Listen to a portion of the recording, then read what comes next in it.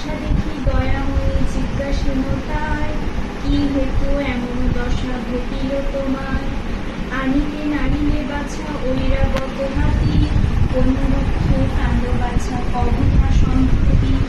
ভগীরথ বলে মাতা করি নিবেদন, শুভপতি মম বাঞ্ছা করিল পূরণ। ঐরাবত যে কহিল আমারও গোচরে, পুত্র হয়ে জননীকে বলিব কি করে? জাহ্নবী বলেন তার বুঝিলাম তত্ত্ব, রাজভোগে ঐরাবত হইয়াছি মত্ত।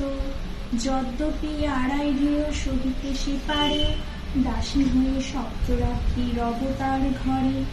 এই কথা ভগীরথ কহে হস্তিবরে, শুনিয়া গঙ্গার কথা আপনা পাশরে।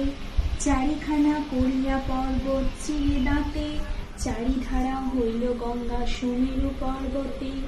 বসুভদ্রা শ্বেতাও অলকানন্দা আর, তরিলেন পর্বত হইতে চারিধার।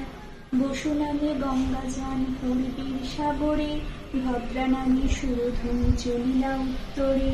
শ্বেতা নামে চলিলেন পশ্চিম সাগরে, গেলেন অলকানন্দা পৃথিবী উপরে।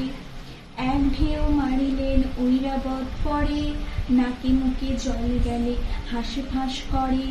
আর ঢেউ মারিলেন প্রায় গত প্রাণ, হস্তি বলে গঙ্গা মাতা কর পরিত্রাণ। মা বলিয়া হস্তি যদি দাঁতে খর করে, আর ঢেউ রাখিলেন পর্বত উপরে। পলাইল ঐরাবত পাইয়া তরাস, আদিকাণ্ড রচিল পণ্ডিত কৃত্তিবাস।